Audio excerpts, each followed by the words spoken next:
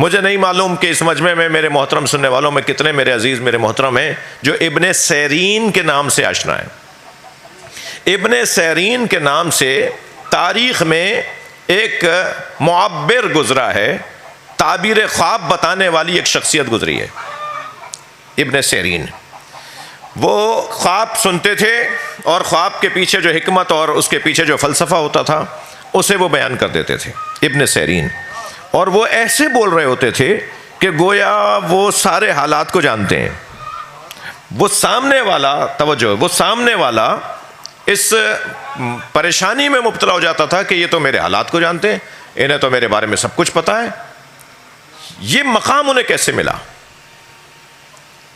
ایسے ہی حضرت آیت اللہ مرتضیٰ کشمیری، اللہ آپ کو امام حسین کی زیارت کا شرف عطا کرے، جب آپ تلہ زینبیہ کی طرف والا جو دروازہ ہے نا، جسے باب الراس کہا جاتا ہے، ٹھیک ہے، یعنی اس طرف سے جو دروازہ اندر آتا ہے، تو اگر تلہ زینبیہ اور مقتل امام حسین کا جو اندر ہے اس کے وہ 70 قدم کے فاصلے والا جو جگہ ہے، رستہ بنتا ہے، آج اس دروازے سے آئیں گے تو 70 قدم نہیں بنیں گے، آپ دیوار کو تصور میں لائیں کہ نہیں ہے، اور تلہ زینبیہ کو تصور میں لائیں اور امام حسین کے مقتل کو تصور میں لائیں، تو اس جگہ سے امام حسین کو جناب زینب نے 70 قدم کے فاصلے سے دیکھا تھا، امام کو شہید ہوتے ہوئے دیکھا تھا، ذبح ہوتے ہوئے دیکھا تھا۔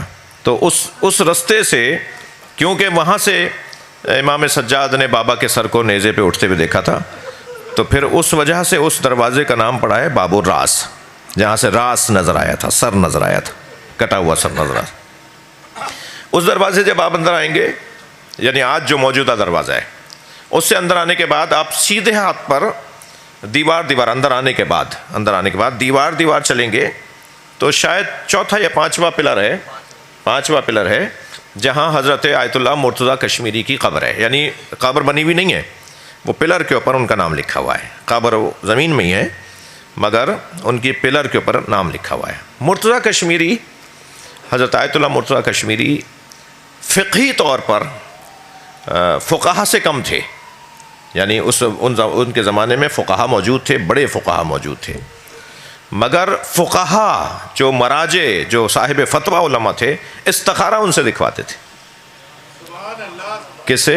آیت اللہ مرتضیٰ کشمیری سے استخارہ دکھواتے۔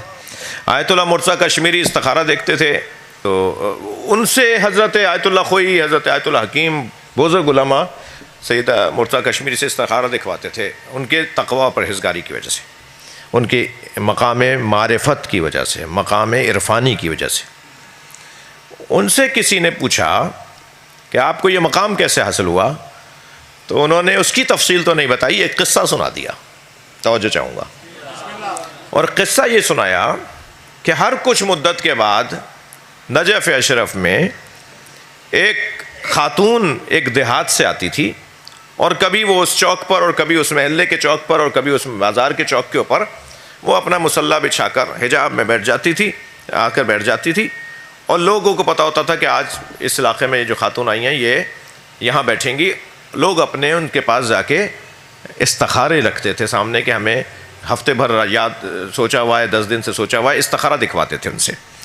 اور وہ جب تسبیح کا دانہ سے استخارہ دیکھتی تھی، اور یہ مجھ سے نقل کیا ہے حضرت آیت اللہ بہاؤالدینی نے، ابو الفضل بہاؤالدینی نے یہ پورا قصہ سنایا مجھے، اللہ ان کو صحت و شفا عطا فرمائے۔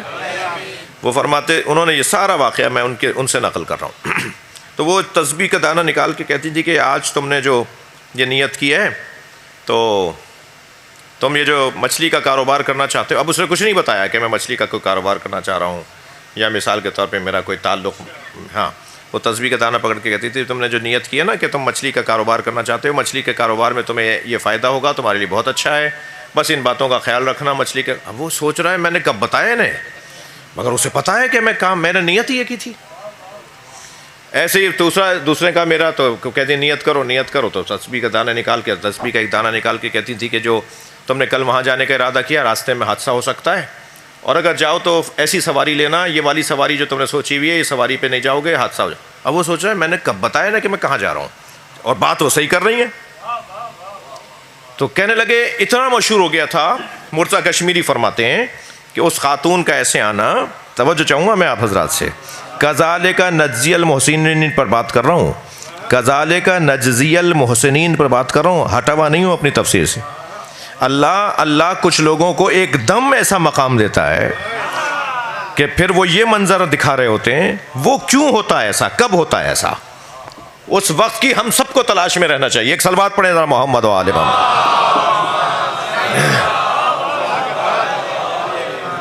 وہ آیت اللہ مرتضیٰ کشمیری کہتے ہیں کہ میں تو عرصے سے تلاش میں تھا کہ یہ خاتون کب آئیں گی ہمارے علاقے میں، اور معلوم ہوا جی آئی بھی ہیں۔ تو آیت اللہ کہتے ہیں کہ میں بھی لائن میں لگ گیا۔ اب کون ہے آیت اللہ مرتضیٰ کشمیری جن سے فقہا استخارہ دکھواتے، خود پہلے ہی صاحب کرامت ہیں۔ کہتے ہیں میں لائن میں لگ گیا، جیسے میرا نمبر آیا میں نے کہا بی بی استخارہ دیکھیں، انہوں نے کہا نیت کرو۔ اب انہوں نے تسبیح نکالی تو کہنے لگے تم نے تو کوئی نیت ہی نہیں کی۔ ان کی کوئی نیت ہی نہیں تھی، انہوں نے کوئی نیت ہی نہیں کی تھی۔ انہوں نے کہا کوئی تم نے تو نیت ہی نہیں کی۔ اب جو نیت کی ہے یا نہیں کی ہے کو جانتا ہو، وہ کچھ تو ہے اس کے پیچھے طاقت۔ تو انہوں نے کہا بی بی میں نے ہار مانی، مجھے آپ یہ بتائیے کہ یہ مقام آپ کو کیسے ملا؟ یہ مقام کذالک نجزی المحسنین والا مقام ہے۔ اللہ برائیوں سے بچنے پر توجہ مقام عطا کرتا ہے، نیکیوں کی انجام دہی پہ مقام نہیں دیتا۔ توجہ ہے اب آج کی تھوڑی گردن ہلا دو بھائی، جا رہی ہے بات تو۔ اللہ نیکیوں کی انجام دہی پر مقام نہیں دیتا، برائیوں سے بچنے پر مقام دیتا ہے۔ تو آیت اللہ مرتضیٰ کشمیری نے کہا، آیت اللہ مرتضیٰ کشمیری نے فرمایا مجھے بتاؤ یہ مقام کیسے ملا؟ کہا تمہارا مقام خود بلند ہے اس لیے تمہیں تنہائی میں بتاؤں گی۔ اب مجمع دور کھڑا ہے، یہ قریب بیٹھے ہوئے سن رہے ہیں۔ کیا سن رہے ہیں؟ کہتے ہیں کہ میں ایک ناسبی کی زوجہ تھی، ایک ناسبی کی زوجہ تھی۔ ہر مرتبہ مجلس سے لوٹنے پر مجھے تازیانوں کا سامنا ہوتا تھا۔ میں ذکر حسین میں جاتی تھی، میں مجلس عزا میں جاتی تھی، اور میرا شوہر جب میں گھر میں لوٹتی تھی تو مجھے تازیانے کوڑے مارتا تھا اور کہتا تھا کہ تم کیوں گئی ہو مجلس میں؟ اور میں باز نہیں آ سکتی تھی اس لیے کہ میں ذکر حسین کو کیسے چھوڑ دوں۔ کہ جتنا میرا علم تھا، جتنی میری معرفت تھی، جتنا میری سوچ سمجھ تھی، جتنی میں پڑھی لکھی تھی، میں یہ سمجھتی تھی کہ میں ذکر حسین کو نہیں چھوڑ سکتی، اور مجھے ہر مرتبہ اہل بیت کا ذکر سننے پر تازیانوں کا سامنا ہوتا تھا۔ ایک مرتبہ عاشور کے دن جب میں حضرت عباس کو سلام کرنے گئی اور واپس آئی تو مجھے اتنا مارا گیا، اور مار کے مجھے کہا کہ جاؤ عباس کے پاس چلی جاؤ۔ تو میں گئی، مجھے نکال دیا میرے شوہر نے، اور میں گئی حضرت عباس کی زری کو جا کے میں نے پکڑا، اور میں نے زری پکڑ کے روتے ہوئے کہا کہ مولا آپ کی خاطر مجھے مارا جاتا ہے، میں آپ کو چھوڑنا نہیں چاہتی، اب میرے لیے کوئی رستہ بتائیں کہ میں کیسے جیوں گی۔ کہتی ہے کہ میں رو رہی تھی، مجھے اونگ آئی، اس اونگ میں نے حضرت عباس کو دیکھا، حضرت نے مجھے تسبیح دی اور فرمایا یہ تسبیح لو، تم تسبیح کا دانہ پکڑو گی، لو گی ہاتھ میں، ہم تمہارے ذہن میں خیال ڈالیں گے، وہ وہی ہوگا جو سامنے والا سوچ رہا ہوگا۔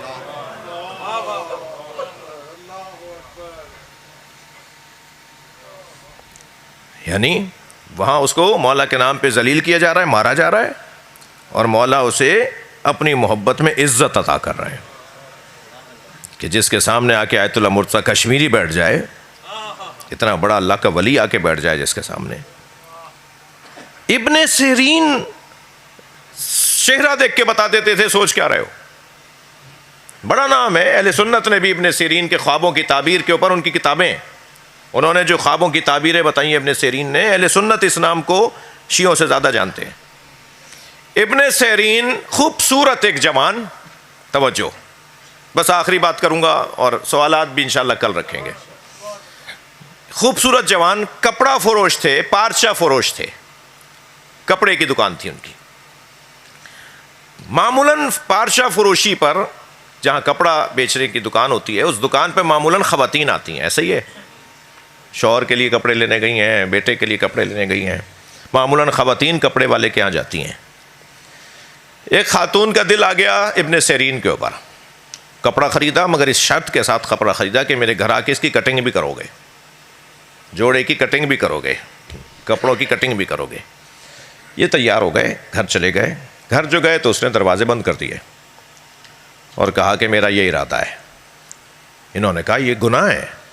کہا نہیں، اگر میرے ساتھ تعاون نہیں کرو گے تو میں شور مچاؤں گی کہ تم میرے گھر میں داخل ہوئے ہو۔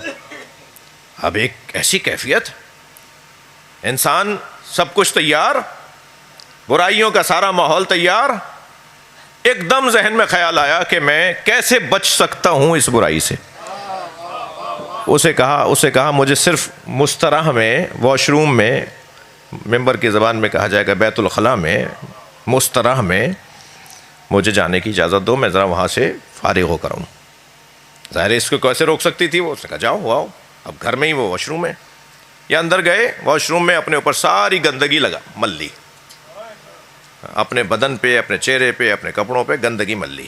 باہر آئے، کہنے لگے میں تیار ہوں۔ وہاں تو بدبو آنے لگی، وہ تو اس کا حلیہ ہی بدلا ہوا ہے ابن سیرین کا، وہ تو گندگی اس کے اندر سے نکل رہی اور بدبو آ رہی۔ اس نے کہا نکلو میرے گھر سے۔ وہ جو عمل انجام دیا، اللہ نے ان کو حکمت خواب تعبیر خواب دے دی۔ یہ حضرت یوسف کے قصے سے جڑی ہوئی بات ہے۔ اللہ ان پیغاموں پہ ہمیں عمل کرنے کی توفیق عطا فرمائے۔ دعاؤں کی قبولیت کے لیے بلند تر صلوات۔ اللہم صلی علی محمد۔